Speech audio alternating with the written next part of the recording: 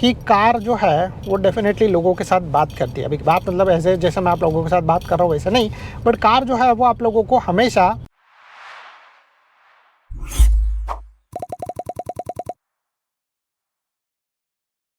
नमस्ते दोस्तों and welcome to our channel. कैसा आप लोग। और आज ये वीडियो में मैं आप लोगों के साथ शेयर करने वाला हूँ 5 ऐसी बैड हैबिट्स जो अगर आप लोग यूज़ करोगे कार चलाते हुए तो मे बी हो सकता है कि आप लोगों का कार डैमेज हो सकता है, ख़राब हो सकता है, मे बी बड़ा नुकसान हो सकता है। इसीलिए जो है वो मैं आप लोगों के साथ इस वीडियो में ऐसी 5 बैड टिप्स शेयर करने वाला हूँ जो अगर आप लोग डेफिनेटली ना करोगे तो आप लोग बेनिफिट में रहोगे, प्रॉफिट में रहोगे। तो मेरा जो ये कार है उसको लिए 1 साल के ऊपर हो चुका है और उसके बेस पर मैं आप लोगों के साथ ये सारी चीज़ें शेयर कर रहा हूँ। तो सबसे पहला, जब आप लोग ऑटोमेटिक कार लेते हो और ऑटोमेटिक कार लेने के बाद जब आप लोग ऑटोमेटिक कार चलाते हो तो ज़्यादा करके जो है वो लोगों का एक सबसे बड़ा प्रॉब्लम ये रहता है कि उन लोगों को जो है वो सब चीज़ों से कोप अप करना रहता है। उन लोगों को जो है वो सबसे पहला जो है वो ट्रैफिक में अगर चल रहे हैं तो बराबर एग्जैक्टली कार के पीछे ही रहेंगे। अगर जो है वो कार स्पीड जा रहा है तो उन लोगों को स्पीड अप करना होता है। अगर जो है वो लोग कहीं पे जो है वो जा रहे हैं तो इंस्टेंटली जो है वो उनको एक्सेलरेशन देना रहता है। तो ये जो प्रॉब्लम होता है वो सबसे बड़ा प्रॉब्लमेटिक होता है। अगर आप लोग जो है वो वैसा चीज़ करते रहोगे तो आप लोगों की कार का इंजन डैमेज हो सकता है, आप लोगों को जो है वो थोड़ा सा प्रॉब्लम आ सकता है। अब ये क्यों मैं आप लोगों को बता रहा हूँ, क्योंकि जब फॉर एग्ज़ाम्पल अगर आप लोगों का कार कम्प्लीटली एक स्टेडी एक जगह पे रुका हुआ है और वैसे सिचुएशन में अगर जो है वो ऐसा चीज़ होगा कि आप लोग हार्ड एक्सेलरेट करोगे तो वैसे में आप लोगों का कार का जो इंजन का जो ट्रांसमिशन है, जो ऑटोमेटिक कार में ज़्यादा करके जो है वो ये प्रॉब्लम आता है। और जब आप लोग जो है वो हार्ड एक्सेलरेट करोगे तो हार्ड एक्सेलरेशन के टाइम पे ऐसा प्रॉब्लम आता है कि आप लोगों का ट्रांसमिशन जो है वो फटाफट गियर शिफ्ट करेगा। इससे जो है वो ट्रांसमिशन में प्रॉब्लम आ सकता है। चलो ठीक है, अगर इसको छोड़ भी दिया जाए तो कभी जो है वो जब आप लोग हार्डकोर एक्सेलरेशन देते हो तो उसके अंदर जो है वो ऐसा चीज़ होता है कि तुरंत जो है वो एक्सेलरेशन देने के लिए जो है वो कार बहुत सारा चीज़ करता है, इंजन जो है बहुत सारा चीज़ करता है और उसकी वजह से में भी हो सकता है कि आप लोगों की कार का इंजन डैमेज हो सकता है, ट्रांसमिशन डैमेज हो सकता है, इंजन ऑयल ज़्यादा गर्म होता है फटाफट और इसमें जो है वो नुकसान हो सकता है। तो इसीलिए अगर आप लोग जो है वो ऑटोमेटिक कार चलाते रहोगे तो मैं आप लोगों को ये बोलूँगा कि आप लोग जो है वो एक्सेलरेशन बहुत स्लोली दो, आराम से स्टेडी धीरे धीरे आगे बढ़ना स्टार्ट करो जिससे आप लोगों को नुकसान नहीं होगा। ठीक है, तो ये जो चीज़ है वो आप लोगों को थोड़ा सा संभल कर करना है। तो पहला वाला चीज़ ये होगा कि जब भी आप लोग कार चला जा रहे हो आप लोगों को एक्सेलरेट बहुत जेंटली करना। जैसे यहाँ पर मैं कर रहा हूँ, धीरे धीरे एक्सेलरेशन दो, आपका कार का स्पीड बढ़ेगा, आप लोग आगे जाओगे। इस तरीके से जो है वो आप लोगों को करना है। ये चीज़ जो है वो सबसे बेस्ट हैबिट है जिससे आप लोगों का कार का माइलेज भी बढ़ जाएगा। और मैं आप लोगों को ऐसा ही बोलूँगा कि आप लोगों को जो है वो यही रिदम और यही चीज़ें जो है वो फॉलो करनी है। तो बस जब भी आप लोग कार चलाते रहोगे तो बस जो है वो पुश मत करो, आप लोग जो है वो आराम से कार चलाओ और जैसे आप लोगों को लगता है वैसे आप लोग एक्सेलरेट कर देना, जिससे ये चीज़ हो जाएगा कि आप लोगों का कार जो है वो आगे बढ़ना स्टार्ट हो जाएगा और सही तरीके से जो है वो आप लोगों का इंजन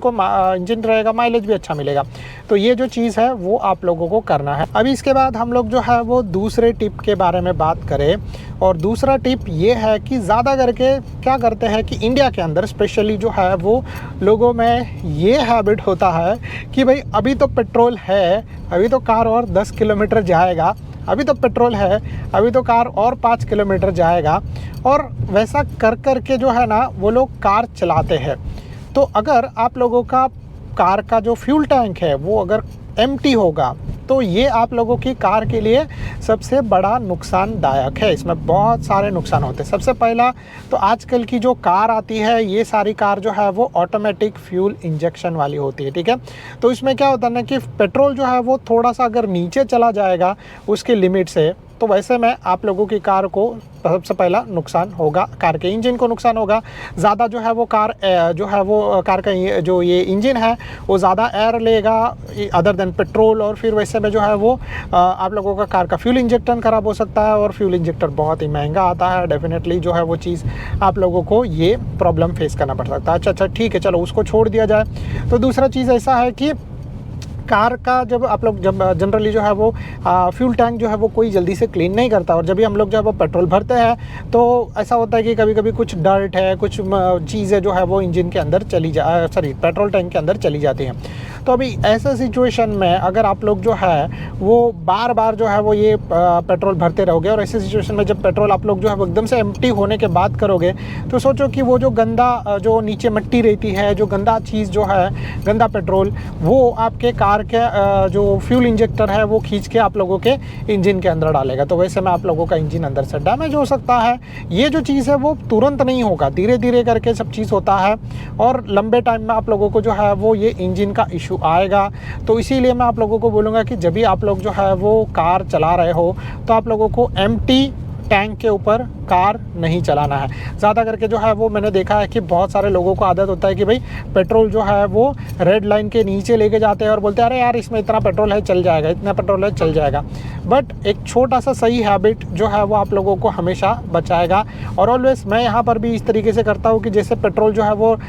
मेरा फ्यूल टैंक जो है वो रेड लाइन पर चला जाता है तो मैं पेट्रोल जो है वो फुल कर देता हूँ। तो ये चीज़ जो है वो आप लोगों को करनी है, जिससे आप लोगों का इंजन सही सलामत रहेगा और आप लोगों को जो है वो नुकसान भी नहीं होगा। तो ये सबसे इम्पॉर्टेंट चीज़ है कि पेट्रोल को जो है वो एकदम से एम्प्टी भी मत कर लो, उसमें थोड़ा सा जो है वो जान रहने दो, फिर उसके बाद जो है वो आप लोग कार चलाना, जिससे आप लोगों को जो है वो डेफिनेटली बहुत ही लॉन्ग टाइम में बेनिफिट होगा। और अगर आप लोग कार बेचने जाओगे तो आप लोगों को सही जो है वो इन फ्यूचर जो है वो सही अमाउंट भी मिलेगा, ठीक है, और कार चलाने में आप लोगों को मज़ा आएगा। तो ये एक सही चीज़ हो जाता है। तो अब इसके बाद हम लोग जो है वो तीसरे पॉइंट के बारे में बात करते हैं, और तीसरा पॉइंट है वो है कार के टायर्स को लेके। जनरली जो है वो इंडिया में मैंने देखा है, इंडिया में नहीं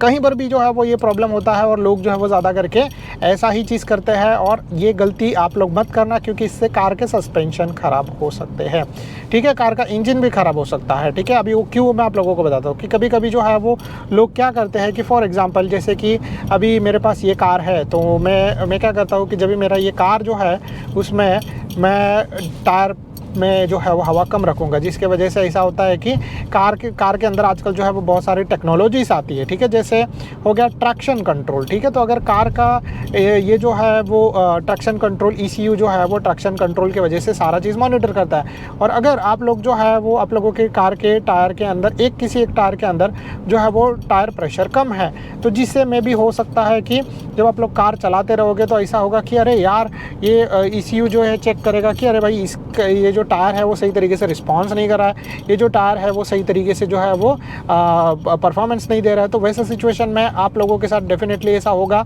कि भाई वो ECU जो है वो कुछ ना कुछ करके जो है वो उस टायर को थोड़ा सा एडजस्ट करने का कोशिश करेगा, और वैसे सिचुएशन आप लोगों को पता है कि डेफिनेटली ECU, इंजन, सस्पेंशन, ये सारी चीज़ों के लिए जो है वो नुकसानदायक हो सकता है। अभी कुछ लोग जो है वो उसके टायर के अंदर ही एक और पॉइंट आ जाता है, और वो ये है कि कुछ लोग जो है वो ऐसा करते हैं कि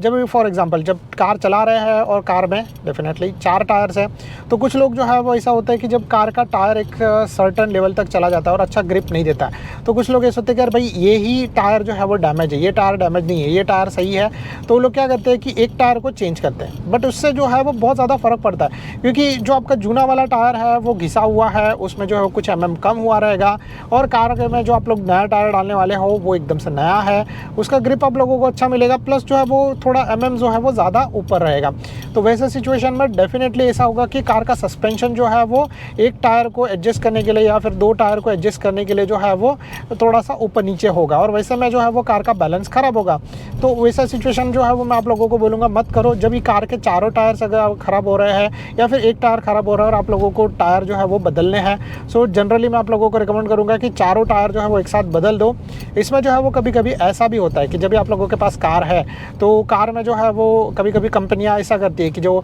आप लोगों के जनरल 4 टायर्स रहते हैं वो रहेंगे 17 इंच के, 18 इंच के, 19 इंच के, और उसमें जो है वो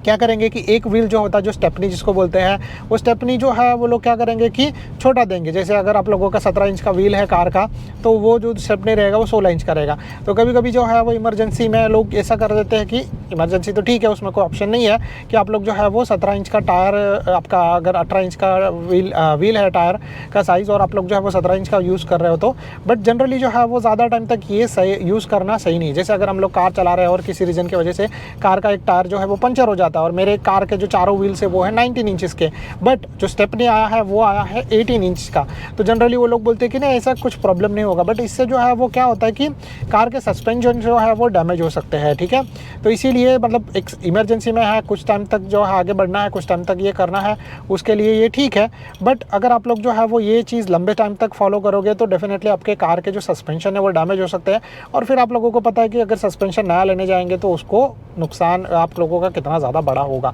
तो इसीलिए जो है वो आप लोगों को इस चीज़ के बारे में ध्यान रखना है। जब भी आप लोग कार लोगे, कार चलाते रहोगे, आप लोगों को कार का टायर चेंज करना है। अगर टायर प्रेशर जो है वो भी सब टायर्स में सही तरीके से मेंटेन करो, आप लोगों को कोई भी प्रॉब्लम नहीं आएगा। अभी इसके बाद जो है वो हम लोग नेक्स्ट यानी कि चौथे पॉइंट के बारे में बात करते हैं। एंड चौथा पॉइंट जो है वो कुछ इस तरीके से है कि कार जो है वो डेफिनेटली लोगों के साथ बात करती है। अभी बात मतलब ऐसे जैसे मैं आप लोगों के साथ बात कर रहा हूँ वैसे नहीं, बट कार जो है वो आप लोगों को हमेशा कुछ ना कुछ साइंस देती है, ठीक है। जैसे आप लोग अगर देखोगे तो ये इतना बड़ा इंस्ट्रूमेंट क्लस्टर है, इतने बड़े इंस्ट्रूमेंट क्लस्टर के अंदर आप लोगों को जो है वो बहुत सारे